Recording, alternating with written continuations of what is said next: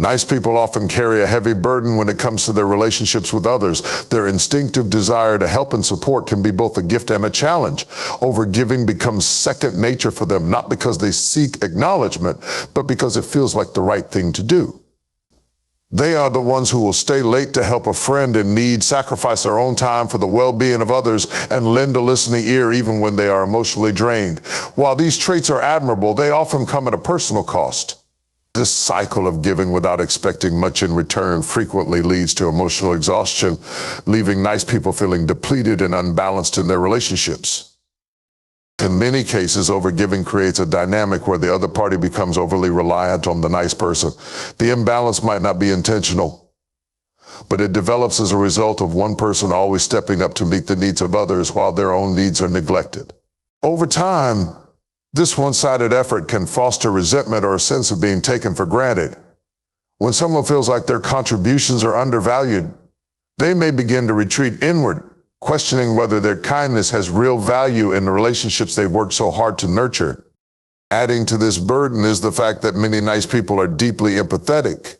They often sense when others are in pain or discomfort and instinctively want to fix it. While empathy is a beautiful quality, it can also make nice people overly attuned to the emotions of those around them. They absorb the stress, sadness, or struggles of others, often at the expense of their own emotional health.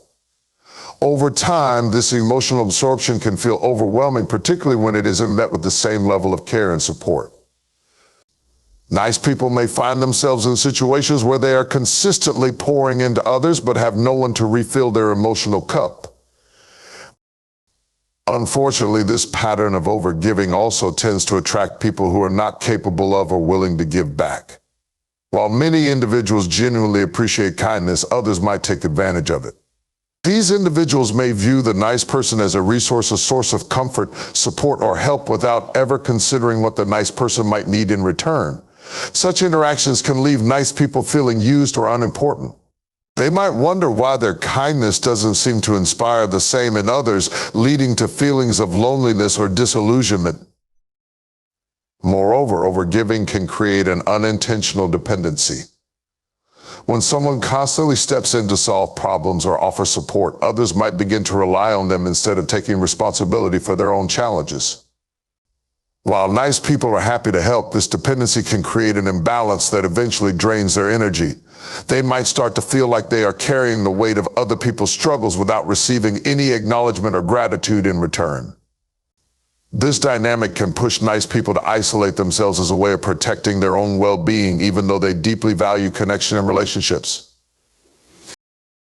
This cycle is further complicated by the fact that nice people rarely ask for help themselves. They often feel that their role is to give, not to receive. They might believe that asking for help would burden others or make them appear weak, so they shoulder their struggles silently. This reluctance to share their own needs can leave them feeling unseen or unsupported, adding to their sense of isolation. When they do finally reach out, they may find that the people they've helped in the past aren't there to offer the same level of support, which can be a painful realization. Over time, the cumulative effects of overgiving can lead nice people to withdraw from relationships altogether. They may become hesitant to engage deeply with others for fear of being taken advantage of or feeling unappreciated. This withdrawal isn't because they no longer care, but because they've learned that their kindness can sometimes come at too high a cost. They might start to set stricter boundaries or choose to invest their energy only in relationships where there is genuine reciprocity. While these changes are healthy, they can also lead to a period of loneliness as they navigate this shift in how they approach connections. Ultimately, the burden of overgiving is a complex one. It stems from a genuine desire to help and connect, but when that desire isn't met with balance and appreciation, it can lead to exhaustion, frustration, and isolation. Nice people are often left to reconcile their deep care for others with the need to care for themselves, a balance that isn't always easy to achieve. However, by recognizing the importance of setting boundaries and prioritizing their own well-being, they can begin to break the cycle and cultivate relationships that are mutually fulfilling. This process may take time, but it is essential for their emotional health and overall happiness. The fear of rejection is a powerful force, one that often influences how nice people navigate relationships and social interactions. For those who naturally gravitate toward kindness, the desire to be accepted and valued can shape their behavior in profound ways. They are the first to lend a helping hand, the ones who avoid confrontation at all costs, and the individuals who go out of their way to ensure others feel comfortable and appreciated. While these traits stem from a genuine desire to connect, they can also make nice people overly cautious about expressing their true thoughts and feelings, particularly when there's a risk of rejection. Nice people often internalize the belief that their worth is tied to how much they are liked or appreciated by others. This mindset can lead them to prioritize harmony over honesty, avoiding actions or words that might upset the balance of their relationships. They may suppress their own needs, preferences, or even frustrations out of fear that voicing them could push people away. This self-silencing, while intended to preserve relationships, can have the opposite effect over time, as it creates an emotional disconnect between who they are and how they are perceived by others.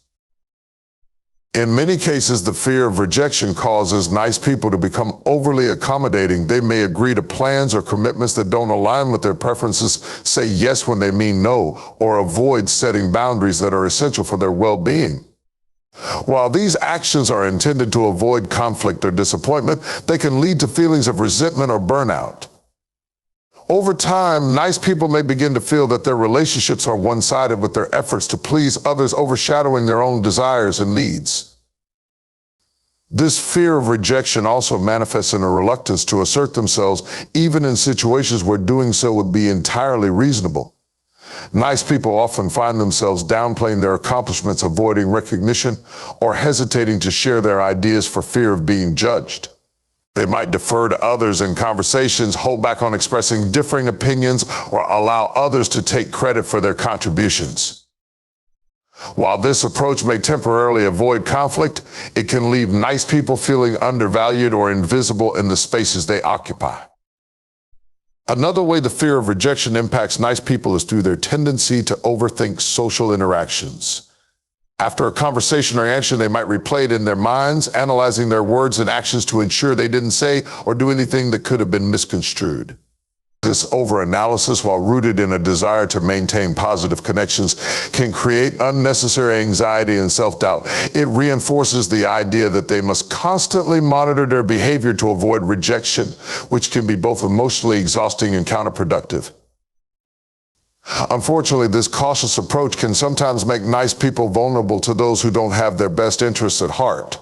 Individuals who recognize this fear of rejection might exploit it, knowing that nice people are unlikely to push back or stand up for themselves. This dynamic can lead to unhealthy relationships where the nice person is consistently giving while the other party takes without offering support in return. Over time, this imbalance can erode the nice person's self-esteem and reinforce their fear that asserting themselves will lead to rejection. Ironically, the very fear of rejection that drives nice people to avoid conflict can sometimes lead to the outcomes they fear most. By suppressing their needs and desires, they may unintentionally create a dynamic where others don't truly understand or appreciate who they are. This lack of authenticity can weaken the foundation of their relationships, making them feel less genuine or meaningful. When nice people finally do express their true feelings, often out of frustration or exhaustion, it can come as a shock to those around them, potentially leading to the conflicts they were trying so hard to avoid. Overcoming the fear of rejection requires a shift in perspective. Nice people must recognize that their worth isn't defined by how much they are liked or how many people they please. Building healthy relationships starts with being honest about their own needs, setting boundaries, and understanding that not everyone will appreciate or reciprocate their kindness, and that's okay. True connection comes from mutual respect and understanding, not from constantly striving to avoid rejection. By learning to embrace authenticity and prioritize self-respect, nice people can break free from the fear of rejection that holds them back. This doesn't mean abandoning their kind nature, but rather finding a balance that allows them to care for others without compromising their own well-being. It's a journey that requires courage and self-compassion, but it ultimately leads to more fulfilling and meaningful relationships. The challenge of being a genuinely kind person is that such individuals often believe that everyone else sees and values the world through the same lens of empathy and goodwill. This belief can create an unrealistic expectation about how others will respond to their kindness. Nice people, at their core, operate from a place of selflessness. They see value in lifting others up, offering support, and spreading positivity. However, this same worldview can lead them into emotional traps when the reality of human interactions doesn't align with their hopes. When nice people enter relationships, whether personal or professional, they often approach them with the assumption that their kindness will be met with gratitude and reciprocity. They envision a dynamic where their efforts to nurture and care for others will naturally inspire similar behavior in return. But this expectation, while beautiful in theory, doesn't always translate into practice. The world is full of individuals with different values, priorities, and emotional capacities. For some, kindness is appreciated but not reciprocated, while for others, it may even be taken for granted or exploited. This misalignment of expectations and reality can lead to profound disappointment for nice people. When their kindness isn't acknowledged or valued, they may begin to question their efforts and even their worth. They might wonder why their thoughtful gestures go unnoticed or why their consistent support isn't met with the same energy. Over time, this pattern can cause them to feel invisible or unappreciated, leading to a sense of emotional fatigue. The root of this dynamic often lies in the silent expectations that nice people carry. They rarely voice their hopes for acknowledgement or reciprocity, believing that their actions should speak for themselves. However, human relationships thrive on communication. When nice people suppress their own needs and assume that others will intuitively understand and meet them, they set themselves up for frustration and heartache. It's not that others are intentionally neglectful. Often they simply don't realize the depth of effort or emotion that nice people put into their actions. In some cases, this disconnect between expectation and reality can cause nice people to internalize blame. They might start to believe that they're doing something wrong or that they're inherently unworthy of the appreciation they seek. This self-critical perspective can lead to a cycle of overcompensation, where they redouble their efforts to please others in the hope of finally receiving the validation they crave. But instead of addressing the root issue, this approach often exacerbates the problem, leaving them feeling even more drained and unfulfilled. Another challenge arises when nice people encounter individuals who see their kindness as an opportunity for exploitation. These individuals recognize the generous nature of nice people and take advantage of their willingness to give without expecting anything in return. They may push boundaries, make unreasonable demands, or manipulate situations to their benefit, knowing that the nice person is unlikely to push back. For the kind-hearted individual, this can be a particularly painful experience, as it not only drains their emotional resources, but also shakes their faith in the goodness of others. To navigate these challenges, nice people must confront the gap between their expectations and reality. This begins with recognizing that not everyone will value or respond to kindness in the same way. It's not a reflection of their worth, but rather a reality of human diversity. Understanding this can help them approach relationships with a more balanced perspective, reducing the emotional toll of unmet expectations. Additionally, nice people must learn to set healthy boundaries.